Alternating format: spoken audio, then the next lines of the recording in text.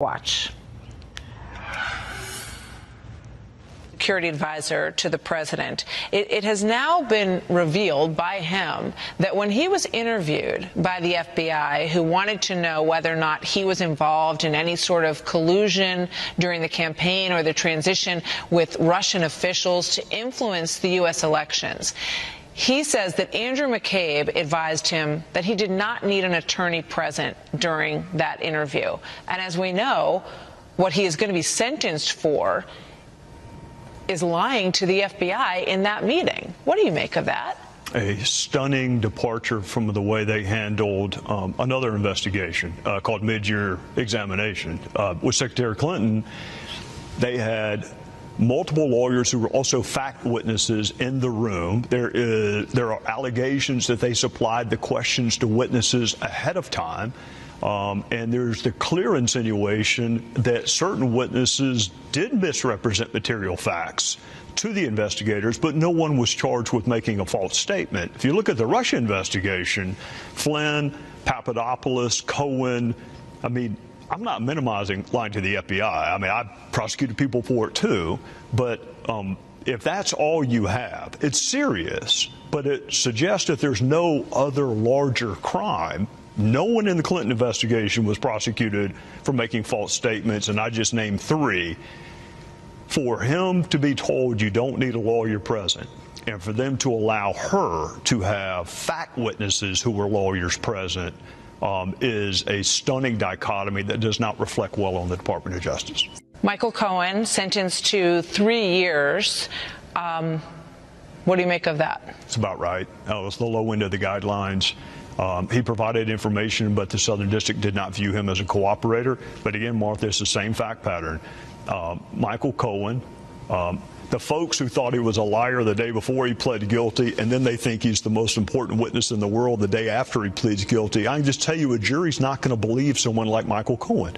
So if your case hinges upon the credibility of Michael Cohen, good luck. So it sounds like when you look at these sentencing memos that came out on Friday and the new information that we have today with regard to Michael Flynn and Michael Cohen, what's your overall impression of the Mueller investigation and how it's going for Robert Mueller? Well, I go back to what we asked him to do, which is find out what Russia did. And until he writes that report, that definitive report, unfortunately for him, no one is interested in that part of his report except maybe a handful of us. They're all on this breathless indictment watch. I mean, it is stunning that people are reading under black redacted lines, hoping that there is something that implicates the President of the United States. So they've lost interest in what Russia did. That was what he was asked to do. And then the throwaway line was, oh, by the way, if there's criminality, we want to know about that too. I'm really interested in what Russia did in 2016. I'm also interested in the criminality, but what I've seen so far are false statements, bank fraud, and Comey admitted last Friday, collusion's not a crime, no matter how badly CNN and the Democrats want it to be. Collusion's not a crime. You heard from James Comey last week, and then he will be back on December 17th. When he came out, he was very upset that that was not an open forum. And when he came out and talked to reporters, he said that. He said there's no reason why this shouldn't have been an open forum. He also said that the suggestion that there was FISA abuse in the initial stages of the investigation into the Trump campaign and any connection to Russia was ridiculous, absurd, I think is the word that he used. You know, Martha, I was disappointed in what he didn't remember, but I was much more disappointed in what he never knew. The head of the FBI has the campaign of a presidential candidate under investigation. He never read the initiation document, didn't know that Peter Strzok had signed it. Still to this day doesn't know that it makes reference to the Trump campaign. He just thinks it's 4 individuals, doesn't know who Christopher Steele is, doesn't know much about Bruce Orr, knows nothing about efforts to either corroborate or contradict the dossier. Doesn't agree that there's a duty to produce exculpatory information. You know, I asked him, when did you learn that the DNC was funding the Oppo research into Trump? Oh, I don't know. As if it doesn't matter. Well, if you know and you're not telling a judge, I mean, don't you think it's relevant? Hey, my political enemies are responsible for everything I'm giving you, or a third of what I'm giving you. A judge wants to know that. So Comey is one of the best I've ever seen at always being right in his mind. And it doesn't matter if he's a universe of one. When you write a book about ethics and morality, that in and of itself is a fairly high opinion of yourself thing to do. Comey just thinks he's always right, and it doesn't matter if Horowitz thinks he's wrong, and it doesn't matter if everyone else concludes he did wrong. He knows better, so that's what it's like to interview an amnesiac with incredible hubris. Do you believe that he functioned as a political FBI director? I think Jim Comey was primarily motivated by a desire to protect the brand of Jim Comey. I defended him a lot in 2016, even when it was lonely to do so. I would still defend him today if I thought he was making right decisions. But he's been so overtly partisan since he left. Not just president, but he wants people to vote Democrat. He wants a Democrat House. He's just become a political flunky. And it's the same guy in this very room that you or I in right now said the FBI doesn't give a hoot about politics. And yet Peter Strzok and Lisa Page and Baker and McCabe, that's who was running these two major investigations. And he wants us to believe they don't care about politics. Go read the text for yourself. Go read Comey's Twitter feed and see whether or not he cares about politics. What do you think about President Trump? You met him for the first time. Yes, ma'am. This week. Yesterday. Yes, ma'am. Number one, appreciate him letting me come. I wanted to advocate for John Ratcliffe for AG, and he'd already made the AG pick, but he was kind enough to let me come anyway. Wide-ranging conversation from life and Kavanaugh. The opinion just came out yesterday. Not the opinion, but the denial of cert. Golf. What did he say about that?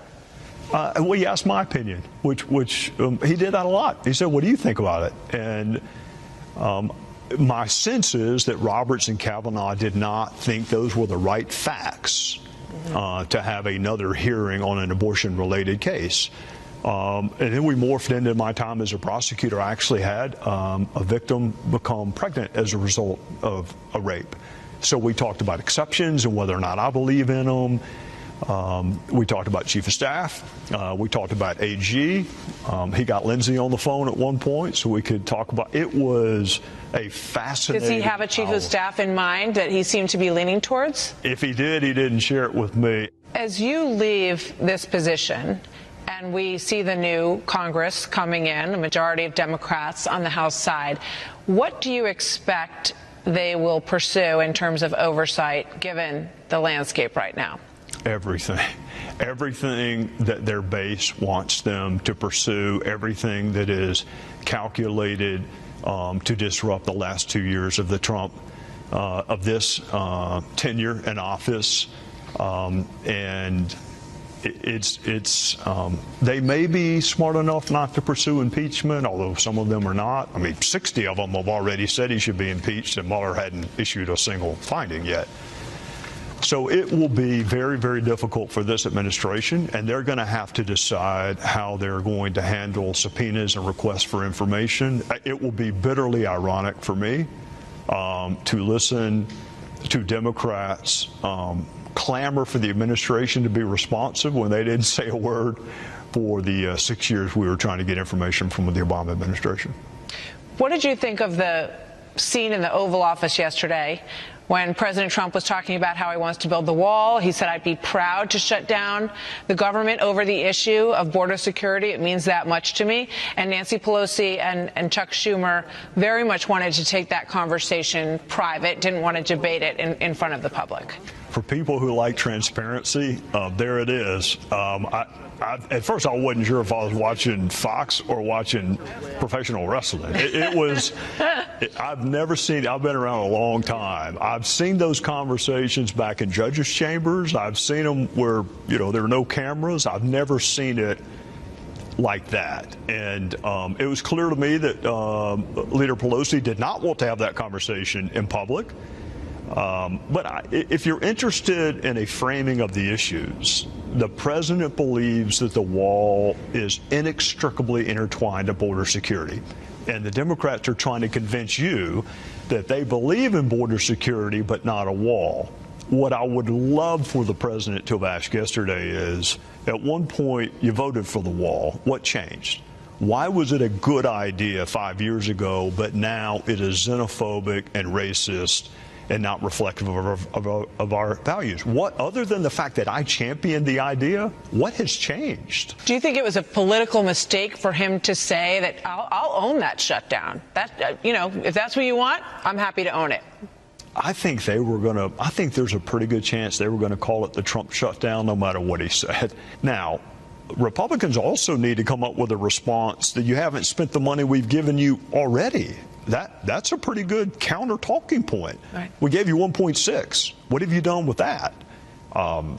So it's going to, I don't think there's going to be a shutdown. I didn't think there was going to be one. I'm not sure right now.